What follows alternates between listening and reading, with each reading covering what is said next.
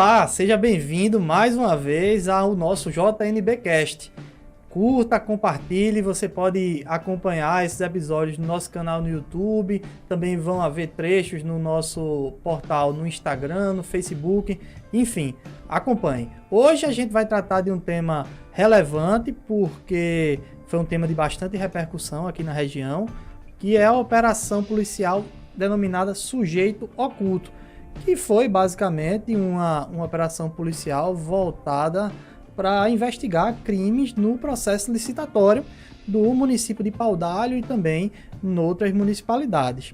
Evidentemente que a discussão, ou melhor, a investigação ainda está em curso, não existe crime ainda efetivamente consumado, nem autoria em relação a eles, há só a investigação e as alegações da Polícia Civil e mais para frente do Ministério Público.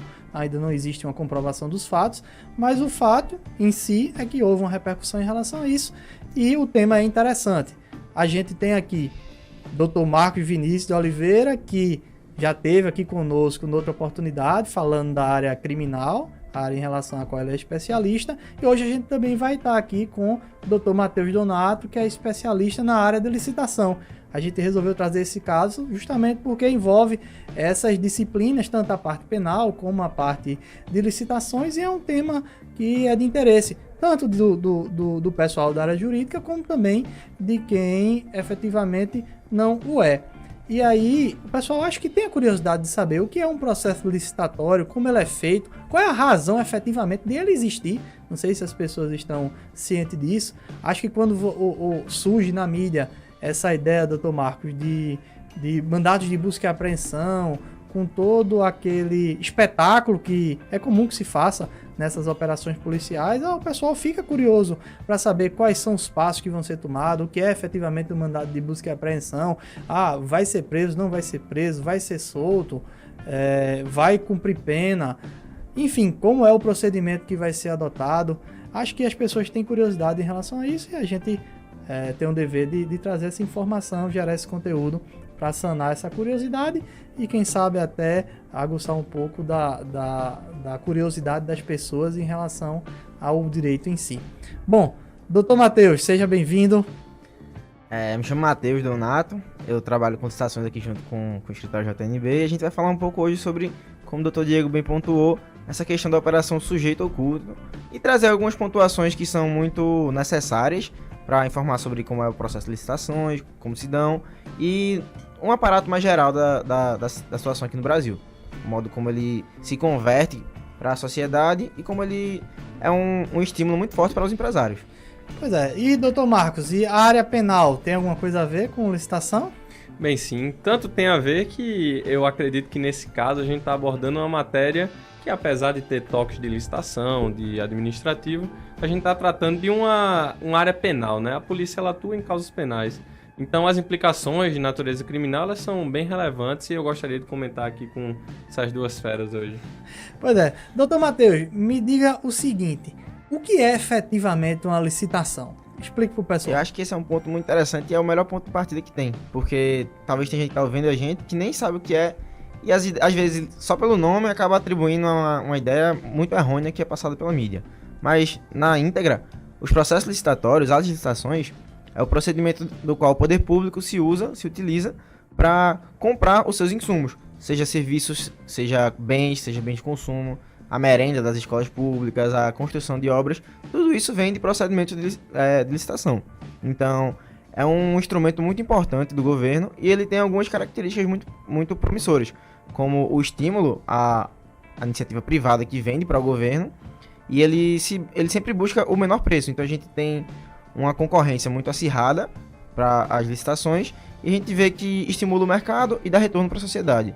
Então acredito que esse é um bom aparato inicial sobre as licitações. Pois é interessante porque justamente o processo licitatório ele tem essa veia da impessoalidade. Eu acredito que é até um princípio da administração pública. Porque na esfera privada, quando você vai adquirir bens e serviços, você adquire da forma que você convier. Você adquire de quem você gosta, adquire a partir de gostos particulares, enfim. Na questão pública, a coisa precisa ser um pouco diferente. Precisa ser efetivamente impessoal. E a licitação serve para isso. Porque muitas vezes, ou melhor, o ideal é que tenha uma concorrência firme em relação a determinado item que a administração pública está precisando. Por exemplo, para ficar bem claro para quem está nos assistindo, precisa-se de uma reforma no prédio. E aí o ordenador de despesa, ou o prefeito, ou o governador, ou o presidente, enfim, ou o secretário da pasta vai precisar fazer a contratação daquele serviço que é necessário. Então, o que é que normalmente, e essa é a ideia da licitação, é sugerido, é indicado pela legislação? Que se abra um processo licitatório, que vai ser lançado um edital dizendo quais são as regras para participar daquela concorrência, daquele certame, daquela licitação, para que tenha o máximo possível de concorrentes, de empresas que queiram prestar aquele determinado serviço, para que ali o preço fique o mais baixo possível. É aquela ideia de eficiência mesmo, de se conseguir comprar, não o gosto particular do gestor, mas sim o que é melhor para a administração pública, para o interesse público, que é a maior eficiência possível, que significa na prática ser o menor custo pela maior qualidade. Em regra, é isso que se busca. E para se conseguir isso, é preciso que seja feito esse processo licitatório, que ele é geral, amplo e restrito, para que as empresas que tenham interesse em participar, em fornecer esse serviço, esse bem, consigam efetivamente fazê-lo, o que vai suprir o interesse público na questão, e para a administração pública vai ser interessante porque vai conseguir fazer pelo menor preço possível e pela maior qualidade. Então essa é a regra, essa nuance da licitação que eu acho bem interessante e que me parece que no caso de Pau d'Alho houve talvez essa linha, essa quebra aí na impessoalidade. Isso. Talvez essa seja um ponto que tenha sido levado a efeito na investigação. E assim, via de regra, as licitações elas seguem um procedimento amplo, que tem diversas etapas, que parte da publicação de um edital, que vai estabelecer todos os certames, todas as nuances de como se regirá essa licitação específica. Vai trazer o objeto da licitação, que pode ser, enfim, N coisas, um serviço, um produto, enfim, um variável. E aí a gente, depois do objeto definido, a gente vai ter a definição da estipulação do pregoeiro, de como vai se dar o regimento do edital, de quais são as documentações necessárias para que uma empresa se habilite para concorrer a essa licitação, porque apesar de ser irrestrito, de ter esse caráter de irrestritibilidade, a gente vê que existe uma seriedade que se faz necessária para lidar com uma venda tão grande como se é. A gente tem a dispensa de licitações em diversos casos e até um certo valor. E essa dispensa é feita para prestação de bens e de serviços até R$54 mil, e para obras de engenharia são R$100 mil, que é o limite. Então a gente vê que, na maioria das vezes, esse valor acaba ultrapassando isso, por isso que existem tantas licitações, e por isso que se faz necessário que haja uma habilitação, que haja uma documentação muito bem definida, e foi justamente nessa questão da documentação e da impessoalidade que incidiu a operação Sujeito Oculto no município de Pau d'Alho. Pelo andamento, o Dr. Vinícius vai poder falar melhor, pelo andamento da investigação até agora, a gente viu que houve um problema na questão das empresas que estavam participando dessas licitações, que eram dirigidas por pessoas que estavam ligadas diretamente ao prefeito do município, que foi quem requereu a licitação, e havia pouquíssima concorrência, uma vez que as que restavam habilitadas eram só as duas empresas fantasmas que estavam envolvidas nessa investigação, que eram as ligadas ao prefeito. Então a gente vê uma quebra muito forte na questão da impessoalidade, na questão da concorrência, e também tem outro ponto que é que os sócios administradores que estão no CNPJ dessas empresas, eles são pessoas que não têm capacidade financeira para sustentar uma empresa cujo valor está registrado como R$500 mil, por exemplo. Então a gente vê que tem diversas falhas que foram apontadas. Doutor Vinícius, tem como tu pontuar algo melhor sobre essa questão da criminalização e... Sim, sim. E nessa toada que o Dr. Matheus estava abordando, é justamente nela que surge a abordagem penal da coisa, né? A gente vê que essa suposta fraude, né, que é um dos delitos que está sendo imputado agora, ela nasce justamente da falta de competitividade de um certame licitatório. Então, quando o certame ele não permite, né, a livre concorrência de licitantes, uma abrangência do objeto, quando algum desses elementos acaba faltando, e elementos típicos de direito administrativo, surge o dever penal de repreensão, né? E aí está o trabalho da polícia, do Ministério Público, para fazer essa averiguação e ver efetivamente se existe fraude, né?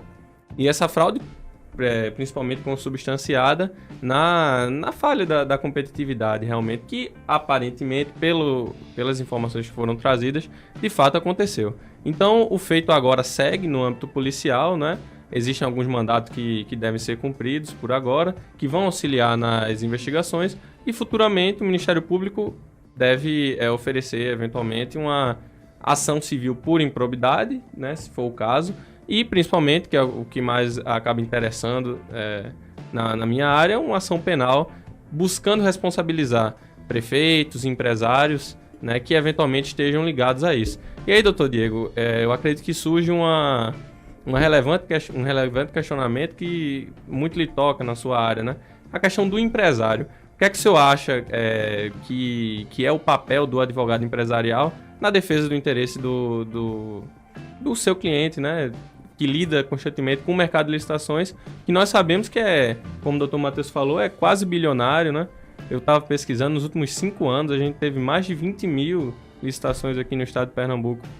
Então, é um mercado gigantesco, e eu acredito que se ele não estiver bem assessorado, o empresário acaba se evadindo desse mercado, deixando de faturar. Pois é.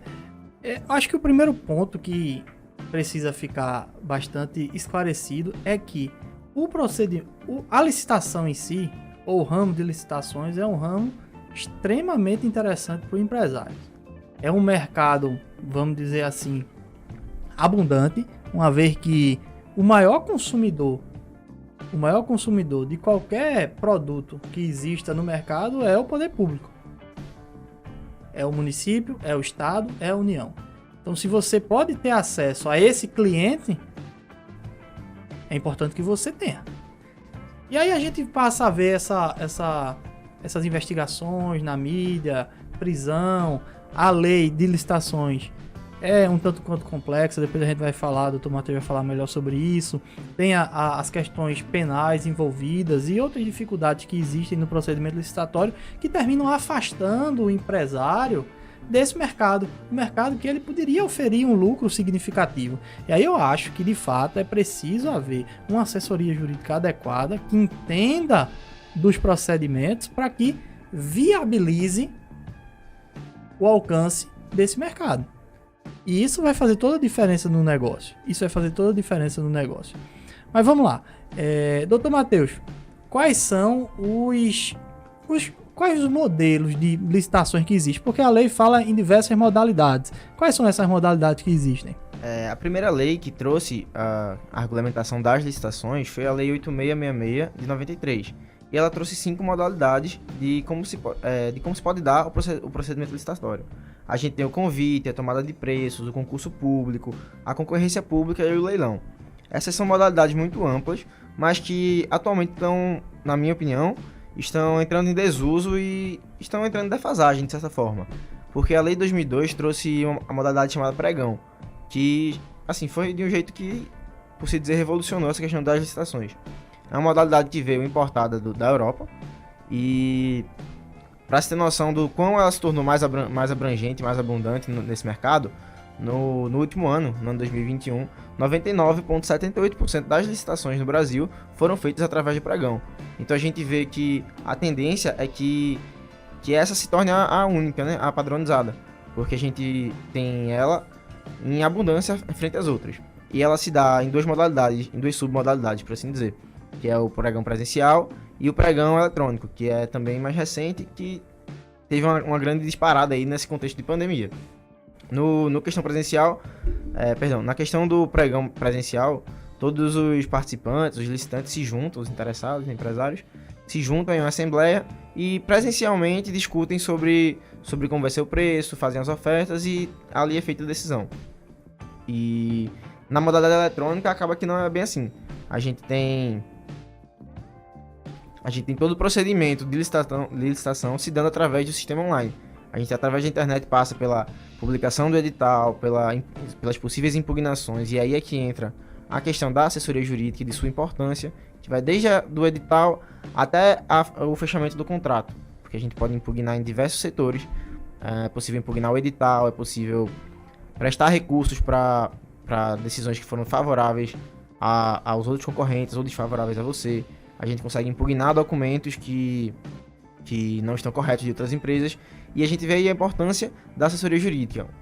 Então, no pregão eletrônico especialmente, porque a gente vê que através da internet a gente tem prazo para cumprir, que muitas vezes acabam se perdendo quando quem está tomando conta, quem está dirigindo esse processo, quem está à frente disso, não é alguém que tem expertise, não é alguém que tem um conhecimento específico sobre isso. Quando é alguém que tem outras atribuições, por exemplo, quando o empresário, o dono da empresa, toma à frente de um procedimento licitatório. A gente sabe as atribuições que o empresário tem no dia a dia, a gente sabe como é corrida a sua rotina, e por isso mesmo que é importante ter uma pessoa específica para isso, ter uma assessoria jurídica, e essa é a questão mais relevante, eu acho que acredito, a priori, sobre os procedimentos licitatórios. Doutor Marcos, me diga uma coisa, em relação a esse procedimento investigatório que há, que é o que foi o mote desse podcast de hoje, quais são as etapas do procedimento? Vai haver agora uma denúncia, vai haver uma prisão? Como é que vai funcionar a etapa dessa investigação? Bem, basicamente agora a investigação está no âmbito policial, né? Seria um âmbito administrativo, não tem nada de judicial ainda.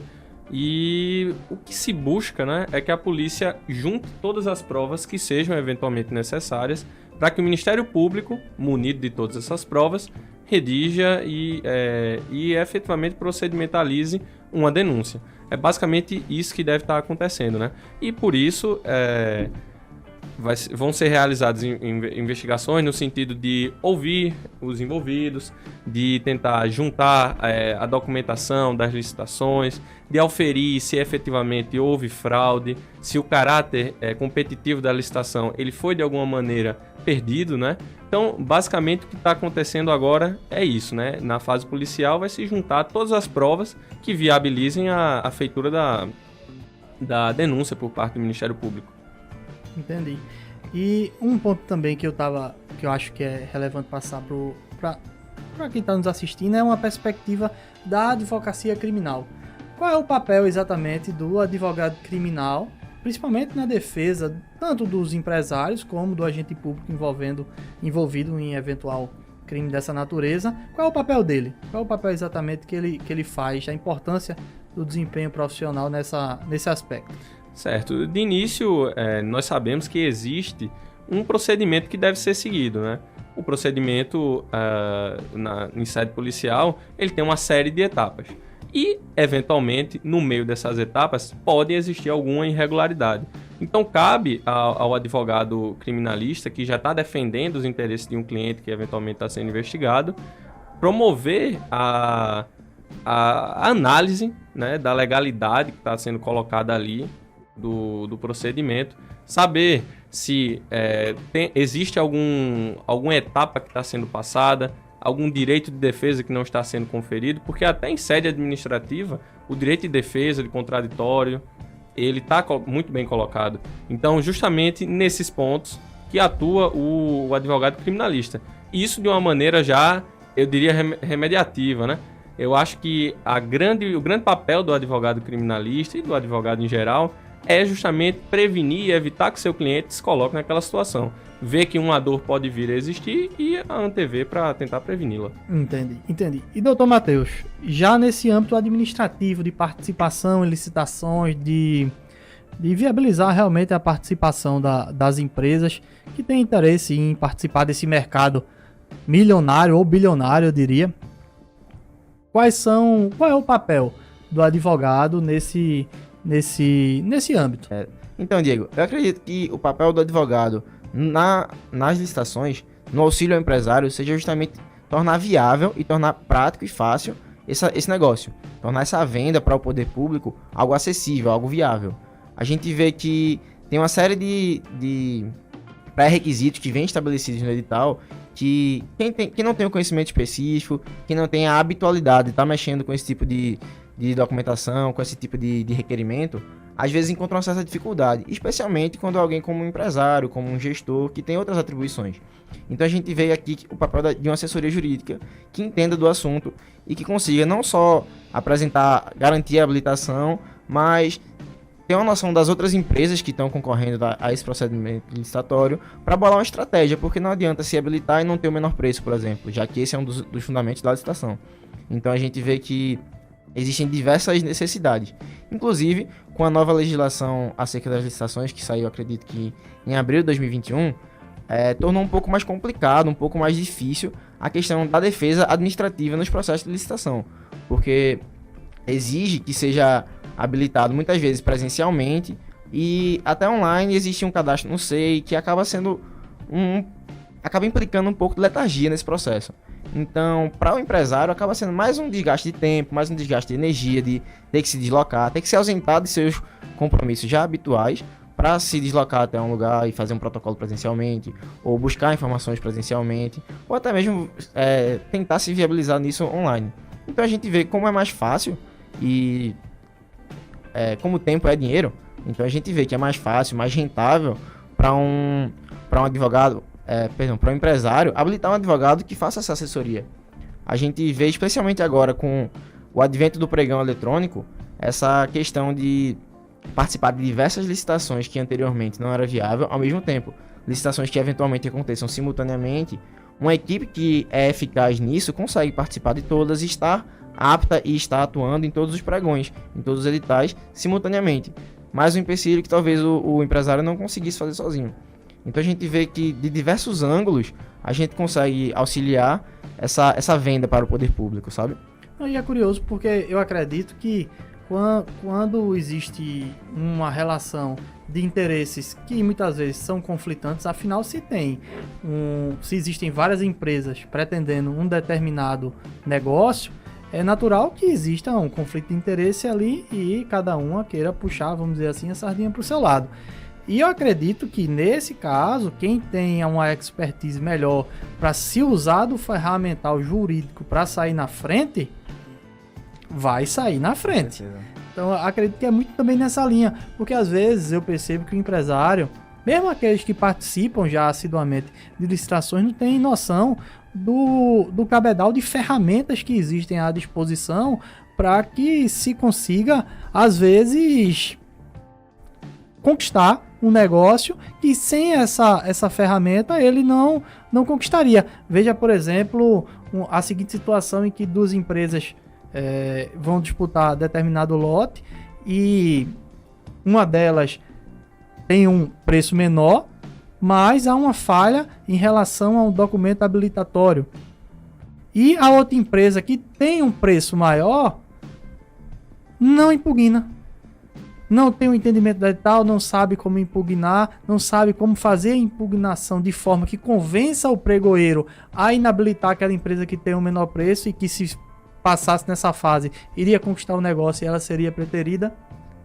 Então, se você tem um profissional habilitado nessa linha que vai conseguir usar dessas ferramentas que existam para, na esfera administrativa, conseguir inabilitar aquela outra empresa, ou até mesmo na esfera judicial, que a gente sabe que hoje isso é plenamente possível discutir esses pontos na esfera judicial, é uma vantagem econômica, uma vantagem competitiva gigante, porque do contrário, ele simplesmente iria perder. E aí, a assessoria jurídica, eu acho que desse ponto de vista se revela com um diferencial competitivo e o que eu acho de mais importante dentro de uma advocacia empresarial, que no caso não deixa de ser, é aquela advocacia que consegue fazer negócios acontecerem, é gerar faturamento para o seu cliente. Então eu acredito que de fato esse ferramental à disposição que existe deve estar na mão de quem entende. E quem entende é uma assessoria jurídica de qualidade, que é o responsável, o profissional responsável por interpretar a legislação pertinente. E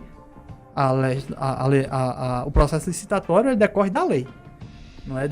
Não é de nenhum outro lugar. Todas as regras advêm da lei. Evidentemente que existe um edital, mas o edital, evidentemente, não tem mais força que a lei. Ele vai se submeter a lei, se for contrário a ela em algum particular.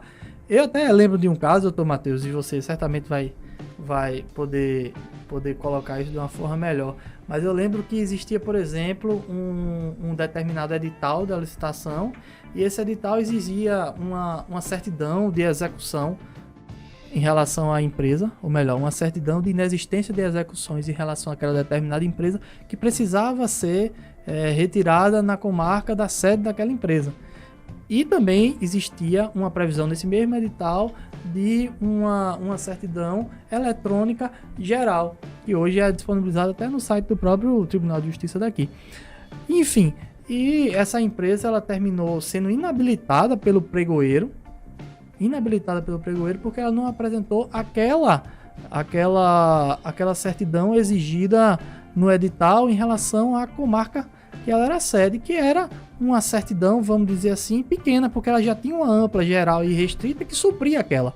Aqui ela tinha apresentado e tinha muito mais força e tinha muito mais valor do que aquela em relação à qual lhe foi exigida e ela foi inabilitada. Então eu lembro que naquela hipótese houve recurso e mais à frente teve que se seguir a justiça, mas a empresa voltou para o certame devidamente habilitada porque se entendeu de fato que aquela era uma exigência inexigível, vamos dizer assim. E aí você vê como é a importância de um ferramental jurídico. Mas, doutor Matheus, explique mais sobre essa questão de edital, lei, o pregoeiro pode fazer do jeito que quer, enfim. Então, no âmbito jurídico, existe uma expressão bastante famosa, especialmente entre os advogados, que é a de que o juiz ele é escravo da lei. E na questão licitatória, não é diferente. O pregoeiro ele é escravo do edital. Então, a gente vê que a importância de uma assessoria jurídica se faz desde o início até o fim do processo licitatório. Se no edital, onde tem essas exigências de uma certidão de amplitude global e uma amplitude menor, fosse impugnado, por exemplo, por uma assessoria jurídica e falou, não há necessidade de ter isso só aumenta o nível burocrático, isso vai diretamente de encontro com o propósito da licitação, que é fazer toda essa viabilização da maneira mais rápida possível. É interessante que a modalidade pregão de licitação, ela foi incorporada ao Brasil especialmente pela Itália, pelo modelo italiano. E lá se preza tanto pela velocidade e pela agilidade desse processo, que o pregão é dado exclusivamente presencialmente, e quando se inicia essa assembleia para promover o pregão, eles acendem 3 velas. E o tempo que essa licitação tem para se dar, para se ser definida, é exatamente o tempo dessas 3 velas queimarem. Então depois que o fogo se apaga, não há mais negócio. E aí a gente vê que aqui no Brasil essa questão da velocidade e da importância que se dá para os trâmites acaba sendo diluída. Apesar de que hoje em dia a gente vê na jurisprudência umas decisões favoráveis a isso, a superar esse indizível burocrático que muitos editais trazem. Só que o que acontece? Muitas empresas, por não se tratarem, por não se vestirem de uma assessoria jurídica, sequer impugnam, sequer entram com uma apelação recursal que leve até a esfera judicial. Então, a gente vê... E as que entram, geralmente, são as que têm assessoria jurídica. Então, a gente vê o diferencial que é ter um time ou um profissional habilitado que tenha a expertise para fazer isso, que saiba como deve ser feito e saiba o que é que pode ser feito. Porque a gente vê que acaba... caindo muito nessa de o pregoeiro disse que não, então acabou para mim, perdi a licitação, quando é um mercado que no último ano o poder público comprou quase R$500 bilhão de reais em licitação. Então a gente vê o tamanho e o tanto que uma licitação pode viabilizar uma empresa, sabe? E a gente precisa de uma assessoria jurídica para que os próprios empresários não cometam erros nesse período e acabem sendo punidos por isso. Dr. Marcos acredita que pode dar um aparato melhor sobre o que acontece na incidência desses casos onde não há de fato uma habilitação correta, uma apresentação correta de documentos e insurge ou um crime ou um ato de improbidade. Eu queria até estimular o Dr. Marcos também no seguinte aspecto. Doutor, é realmente preciso que o empresário tenha medo de participar das licitações em razão desse tipo de operação que a gente viu aí?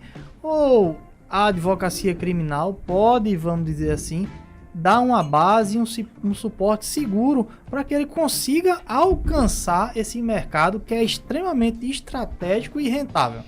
Sim, Diego.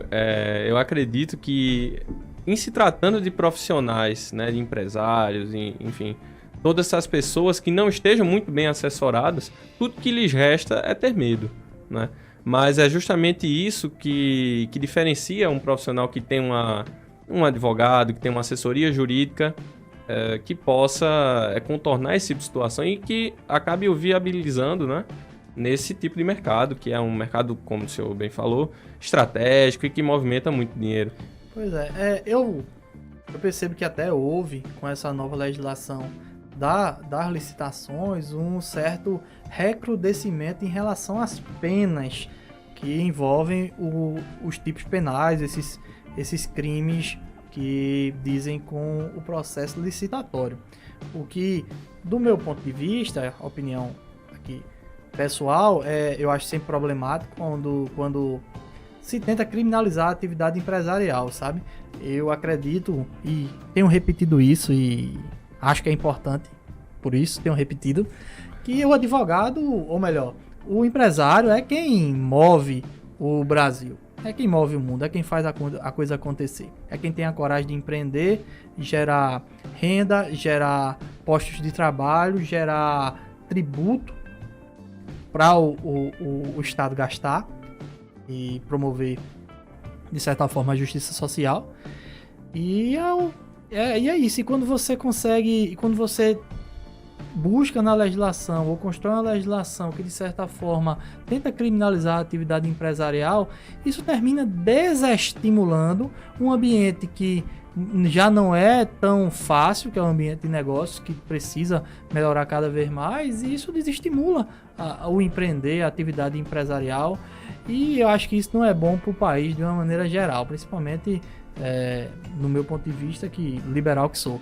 Mas, de fato, Dr. Marcos, esse recrudescimento pode causar um certo desestímulo em relação ao desempenho da atividade empresarial em relação a participar de processos licitatórios. Mas eu acredito que, de fato, com um suporte adequado, isso pode ser suprido. Mas, enfim, qual foi assim a evolução que houve em relação aos tipos penais, quais são eles, as penas, o que é que o senhor pode falar sobre isso aí? Bem, basicamente eu acho que antes de entrar nesse mérito, é importante responder uma questão que Matheus levantou, né? Que é referente à maneira com a qual o empresário ele pode ser culpabilizado. Basicamente, existem duas formas de culpabilização. Por ato de improbidade administrativa, né, que é um ato que não tem natureza penal, mas que o legislador entendeu que ali existia uma infração e que também merece uma reprimenda, e tem os crimes propriamente ditos, né? No caso da investigação que a gente está abordando aqui, a gente está falando de crimes, né? Crimes de fraude de licitação, uso de documento falso e de lavagem de dinheiro. Mas existe também essa vertente da improbidade administrativa, que o empresário pode ser igualmente culpabilizado. E talvez culpabilizado até de uma maneira que lhe atinja mais o bolso. Porque, veja, as penas para o ato de improbidade administrativa, que é quando ele ofende princípios da administração pública, ele não atende a algum requisito que as licitações exijam, ele pode ser proibido de contratar com o poder público, né? E essa proibição pode passar de 4, 5, 6 anos. Imagine, para um empresário que tem como sua principal atividade negociação em licitação pública, isso é praticamente o fechamento da empresa, né? Perda de bens, pagamento de multa, indenizações, né? Ressarcimento ao erário, caso o dano seja provado, né? Então, isso seria o caos para a atividade empresarial. Se você não tiver uma assessoria jurídica que efetive a defesa de seus direitos, primeiro para prevenir que você esteja nessa situação e depois para tentar remediar, né, que irregularidades sempre podem acontecer. Essa falta de assessoria jurídica pode inviabilizar a atividade empresarial. E também no ponto de vista criminal, né? Do ponto de vista criminal, os crimes que eles podem que eles podem cometer podem tolher a própria liberdade do dono de uma empresa, do agente público, eventualmente, que esteja envolvido, né? Então, a atividade do advogado criminalista voltado para essa parte de lidar com licitações é de extrema importância, porque toca diretamente na atividade empresarial, sabe? Como se eu disse, um empresário que esteja submetido simplesmente ao processo, ele já provavelmente vai produzir menos, né? Vai ter menos tempo para gerir sua empresa, porque naturalmente vai estar preocupado com outras situações.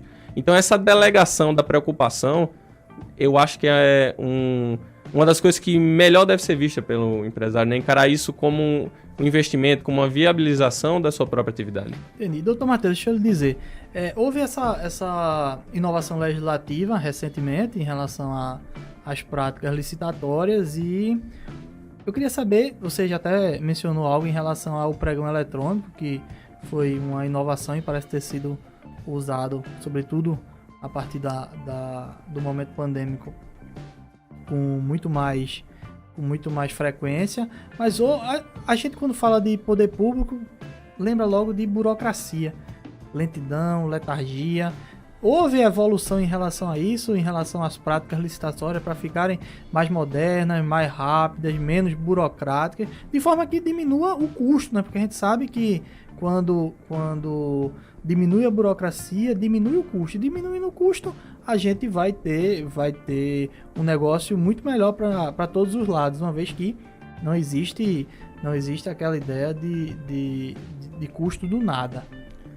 O custo vai ser colocado no bem, no serviço, na mercadoria e vai tornar a mercadoria e o bem mais caro e isso vai ser repassado para o Estado, o que vai ser ruim para todo mundo.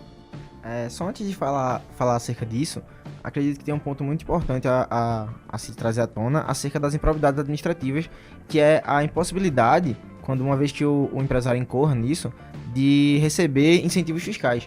Isso acaba inviabilizando muitos negócios, porque tanto por você deixar de receber, quanto por você ser um empresário que não recebe, enquanto toda a sua concorrência está recebendo.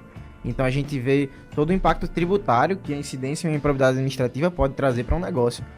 Como o Dr. Vinícius falou, de possivelmente ser um fator marcante para fechar as portas da empresa, sabe? Pois é, isso é importante demais, porque se uma empresa ela atua em diversos segmentos, inclusive o segmento licitatório, mas tem diversos outros clientes também, e a gente sabe que no Brasil existe benefício fiscal de toda a ordem, e muitas empresas sobrevivem de benefício fiscal e diversos segmentos em especial.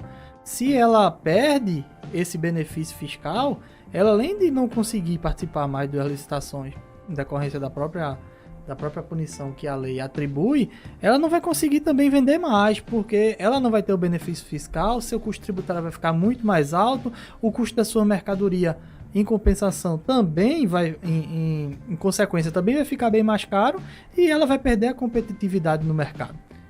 E, certamente, vai morrer. Então, isso, claro, não pode assustar o empresário a não participar das licitações. Acho que pelo contrário, esse caminho que muitas vezes pode se mostrar espinhoso, ele tem que ser desvendado por alguém que tenha técnica, vou repetir, adequada para trabalhar nesse contexto. E aí o advogado especialista na área é que eu acho que pode fazer esse papel para viabilizar o negócio. Então, se é espinhoso para todo mundo, mas aquele que tem um profissional, que tem a expertise para caminhar bem naquela trilha, certamente vai sair na frente, vai se sair melhor. Então, eu acho que isso não é essa burocracia, essa espinhosidade, não é para causar medo a ponto de você não recuar e não participar, mas pelo contrário, é de você tomar as cautelas e tomar as atitudes devidas para fazer o que os outros desistem, e aí você vai alcançar uma oportunidade. Acho que é essa a linha. Mas voltando para a parte da burocracia, das facilidades que eventualmente essa lei tenha trazido, doutor. Então, acerca do pregão eletrônico, eu acredito que ele foi uma inovação de extrema importância. Primeiro porque a própria lei, as leis no geral no Brasil, tem uma dificuldade e uma letargia enorme de acompanhar as mudanças que a sociedade tem. Então a gente tem uma sociedade que está se movimentando em uma velocidade e a legislação que deve regir os problemas e as situações que vem nessa sociedade atrás do ritmo que ela vai. Então acredito que devido à pandemia a gente teve um bom salto, um bom passo nesse sentido das licitações, especialmente por romper com a barreira da territorialidade. Isso aí é essencial para o empresário, para quem quer vender para o poder público, e inclusive para o próprio Estado, que consegue dessa forma atingir um possível vendedor de qualquer lugar, sabe? Então a gente vê que isso é um famoso ganha-ganha, porque tanto os empresários conseguem se habilitar em procedimentos licitatórios à distância, isso já corta os custos com a viagem, já corta os custos de estar lá presencialmente, quanto o poder público tem acesso a vendedores de qualquer distância. Então acredito que essa é uma das inovações muito positivas que essa lei trouxe e que essa modalidade de pregão ampliou pra gente. Eu também acho que, mais uma vez, se faz necessário. É engraçado porque quem tá ouvindo pode achar muito repetitivo o que a gente fala, mas como se dizia antigamente, até hoje se diz que todos os caminhos levam a Roma. Todas as situações que a gente consegue ver hoje levam à assessoria jurídica, porque é a forma mais viável de advocacia hoje em dia. É a forma que, para o empresário, é a forma que viabiliza esse negócio. Dentro dessa complexidade que existe, é natural que surja alguém para facilitar a vida. É feito se você tivesse numa chuva enorme, é natural que se procure guarda-chuva. Justamente. E a gente vê, diante desse novo, não só das dificuldades, mas alguém que possa lhe viabilizar nesse leque de oportunidades que surgiu. Porque imagine se você, Diego, por exemplo, dono de uma empresa, dono de um supermercado, e aí tem licitações em todo o estado de Pernambuco que você tem porte para participar, você tem a documentação necessária e você não sabe bem como fazer. Você conhece uma licitação aqui, outra da minha cidade que eu tento e não consigo, ou vez ou outra ganho, e você tem uma equipe que faz isso, que consegue tirar isso, que consegue ultrapassar essas barreiras geográficas e simultaneamente ou no curto período de tempo participar de diversas licitações, que consegue usar o tempo para rastrear as licitações que são favoráveis, que são do interesse do negócio. Então a gente vê que esse procedimento, por ser eletrônico, acabou revolucionando esse mercado. E o profissional, o empresário que tem uma equipe para fazer isso para ele, que como o Dr. Vinícius falou, delega esse trabalho enquanto já lida com suas atribuições, tem um ganho absurdo. Ele tem um ganho tanto em participação nas que ele vence, e tem o ganho de ter esse tempo que sobra para ele fazer o que ele sabe fazer melhor, que é gerir a sua empresa. E esse ganho aí a gente não tem nem como mensurar. E voltando a falar nessa questão da assessoria jurídica, só para chover no molhado aqui, já que eu falei de chuva e guarda-chuva, é interessante que, na verdade, a gente está falando aqui de licitação, existem realmente essas fases de análise do edital, impugnação de edital, se for o caso, fase de habilitação, que é reunir a documentação necessária para participar da licitação, a proposta, que vai ser analisado os preços ali dos concorrentes, mas depois que é finalizado esse primeiro momento, vai haver a confecção de um contrato com o poder público que precisa de uma análise competente, uma análise técnica. Depois vai ter a própria execução do contrato. A execução do contrato, principalmente em âmbito licitatório, a gente percebe na experiência que existem diversas circunstâncias, nuances, intempéries que terminam exigindo aditivos, rescisão, enfim, uma série de pontos que precisam ser analisados, cuidados por alguém que tenha competência para tal, que é, até por lei, o advogado. E, enfim, e a parte principal, pelo menos do meu ponto de vista em relação ao empresário, é, no final das contas, receber. Muita gente tem em mente, e isso, de fato, não pode ser deixado de lado, que não confia no poder público, no agente público.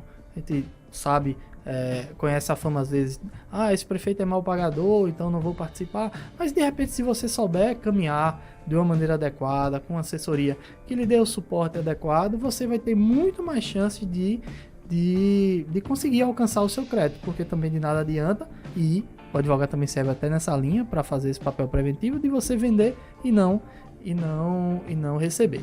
Aí também não faz sentido. Mas veja, é todo um trajeto que existe, e todas as fases desse trajeto precisa de alguém para dar o suporte adequado para que a empresa caminhe bem nesse mercado, que é um mercado espetacular, é um mercado grande, um mercado que envolve muito dinheiro e que as empresas precisam se arvorar a participar cada vez mais.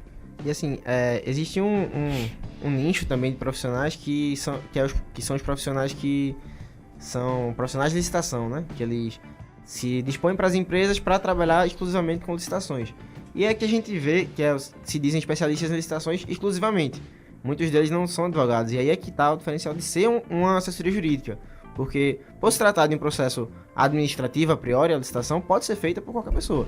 Mas quando se tem um time jurídico que possa viabilizar, quando necessário for, uma entrada na esfera jurídica, é um diferencial.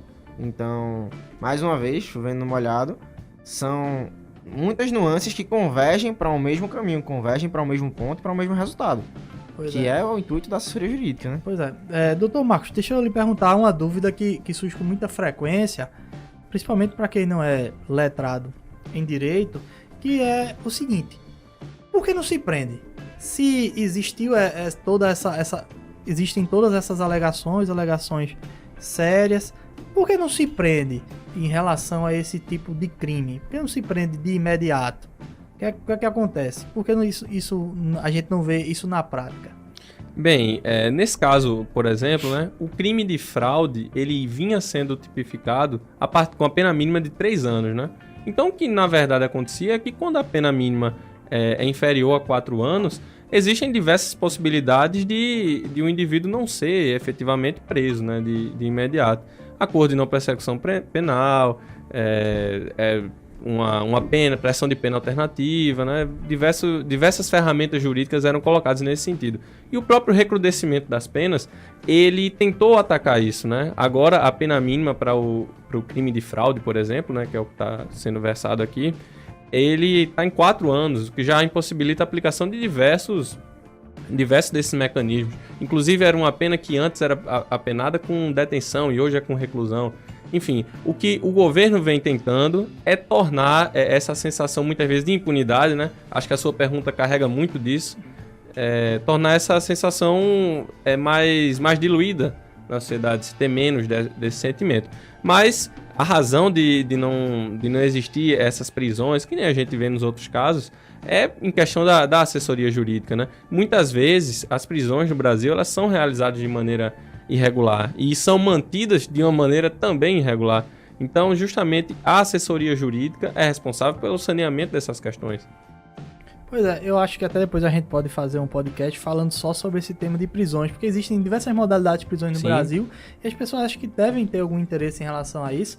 E existem, como você destacou, uma série de arbitrariedades em prisões que o advogado, quando se envolve no caso, termina impetrando habeas corpus e conseguindo a liberação do cliente justamente porque a prisão foi arbitrária. Mas é prisão em flagrante, prisão preventiva, prisão temporária, prisão em razão da pena, prisão para fins de extradição.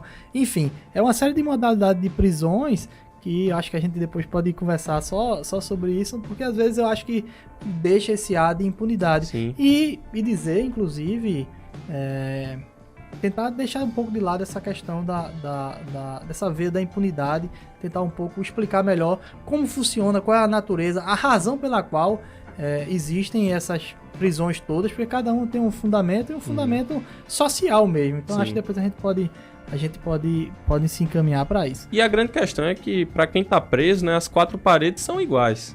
Então, muitas vezes a pessoa está sendo submetida a uma reprimenda penal dessa qualidade, mas sequer sabe a natureza da própria pena, sabe? Então, eu acho que é justamente nesse ponto que, lógico, talvez mais podcasts falando sobre isso até traga à tona, né, muitas vezes direitos que você tem, que estão sendo ofendidos e que você sequer sabe, né? E também acredito que seja importante trazer à tona a questão de que a reclusão de liberdade não é a única medida punitiva. Então, muitas vezes passa-se essa impressão de impunidade, porque a pena aplicada não é a de reclusão de liberdade, quando existe uma série de outras penas que muitas vezes se encaixam nas situações, né? Exato, então, exato. Acho que a gente dá para se encaminhar para o final.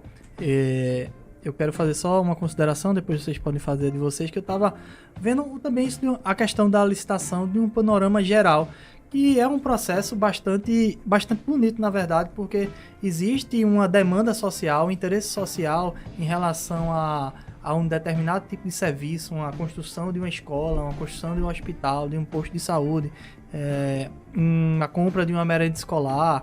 Enfim, tudo isso são de firme e forte interesse social. E a empresa que se propõe a participar desse procedimento e consegue alcançá-lo com êxito, vai compor e vai suprir esse interesse social de uma maneira adequada. E o caminho entre uma coisa e outra é justamente esse processo licitatório que, com a companhia de um bom advogado, pode fazer toda a diferença. E é um caminho interessante, porque a gente volta aqui lá no início da conversa que a gente estava tendo a respeito da concorrência, e a concorrência ela é o fundamento da licitação.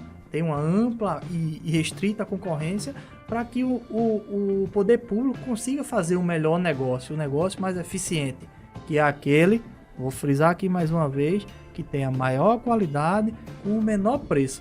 E eu friso isso porque eu lembro de uma ideia muito interessante de um liberal da escola de Chicago, que é Milton Friedman. Acho que ele inclusive pode ser considerado o fundador da escola de Chicago, e ele dizia uma coisa muito interessante e que cabe bem aqui. Existem 4 formas de você gastar o dinheiro. Você pode gastar o seu dinheiro com você mesmo, e aí você se preocupa com a máxima qualidade possível e com o menor preço possível, é isso que você busca. Você pode gastar o seu dinheiro com os outros, e aí você procura o menor preço possível, mas não se preocupa talvez tanto com a qualidade. E você pode gastar, vamos para a terceira forma, você pode gastar o dinheiro do outro com você, e aí você vai se preocupar extremamente com a qualidade e muito pouco com o preço. E a quarta forma, que é você gastar o dinheiro dos outros com os outros, e aí você não quer nem saber de preço e nem de qualidade. Segundo Friedman, essa quarta hipótese é justamente como faz o poder público. E aí você percebe que a licitação, ela vem justamente para combater essa regra, ela vem justamente para buscar o contrário, que é aquela primeira forma de você comprar buscando a melhor qualidade e buscando o melhor preço, que eu acho que deve ser a realidade do poder público. É claro que não posso deixar de dizer que eu defendo sempre o Estado mínimo, acho que o Estado tem que ser reduzido, tem que gastar menos, mas isso é uma conversa para outra hora. Mas eu acho que o processo licitatório, ele permite isso, ele permite essa inversão que é comum que aconteça do gestor público gastando o dinheiro de forma deslocada, sem querer saber de qualidade, sem querer saber de preço. Acho que essas regras precisam sim ser firmes o suficiente para coibir esse tipo de atitude por parte do gestor público, e também ela deve ser inteligente o suficiente para permitir que o negócio aconteça. Acho que é esse meio que a gente deve buscar. Aristóteles já dizia que o caminho do meio é o caminho mais sábio, né? Mas enfim, acho que era essa colocação que eu queria fazer. Doutor Matheus, considerações finais, adiantando que foi uma satisfação tê-lo aqui conosco. Vamos lhe chamar noutra oportunidade. Uma satisfação também estar participando. E concluindo, falando dessa parte da beleza dos procedimentos licitatórios, por que não falar da beleza da atuação do advogado neles? Não querendo se pôr como um paladino, mas no intuito de dizer que de conhecimento geral que existem licitações que são desviadas desde sua criação, que são licitações que trazem no edital um objeto tão restrito que já tem aquele vencedor direcionado. E aí o advogado justamente se interpõe, o advogado que participa junto ao empresário, que tem a coragem de se interpor para participar e para garantir a concorrência e a amplitude dessa licitação, para impugnar um edital que está visivelmente incorreto, ainda que se saiba, por exemplo, como é o caso da investigação que está se dando lá em Paudalho, né? Sobre onde só haviam 2 empresas. Mas imagine se tivesse uma terceira com uma assessoria jurídica que quisesse brigar pela licitação, que quisesse garantir a efetividade daquele procedimento e o bom uso do dinheiro público para um produto de maior qualidade custando menos. A gente vê aí que o advogado tem um papel fundamental nesse sentido de certa forma, garantir essa aplicabilidade do fundamento que a licitação vem trazendo, né? Então, acredito que esse seja um papel, de certa forma, essencial e muito bonito que o advogado acaba desempenhando nesse procedimento. Exato. Doutor Marcos. Bem, e por fim, eu quero evitar repisar o que a gente tanto falou aqui, mas muito me levou a pensar, Diego, o que você falou agora, né? Sobre esse quarto viés de como gastar dinheiro. Eu acho que o próprio jeito de pensar dessa forma, né, ele já é um pouco equivocado, né? Imagine, a gente não deve pensar que o poder público, né, o político, enfim, ele vai estar gastando com os outros. Porque, ora, o político somos nós, né, o nosso representante frente ao governo. Então ele está gastando de nós conosco, sabe? Então é por isso que a licitação ela se coloca como um instrumento principalmente democrático, né, de trazer igualdade nessa negociação. Então eu acho que é isso, a gente tem que ver essa questão da licitação como um gasto que nós, através dos nossos representantes, fazemos para conosco, né? Então é basicamente dessa forma que eu encerro aqui. Eu acho que o podcast também está assim, caminhando para o encerramento, né? Agradeço a todos pela conversa que foi fenomenal. Por isso que existe, Dr. Marcos, aquela ideia de que não há dinheiro público. O único dinheiro que existe é o dinheiro do pagador de imposto. E esse dinheiro precisa, sim, ser muito, extremamente bem tratado. Bom, finalizando por aqui, pessoal, esse foi mais uma edição do nosso podcast. Se você gostou, curta, compartilhe. Se não gostou, também diga por que não gostou, também curta, compartilhe. O importante é participar, sugira temas que a gente pode tratar aqui. A gente está sempre à disposição. Um abraço e até a próxima. Valeu. Qualquer coisa, manda as dúvidas aí nos comentários.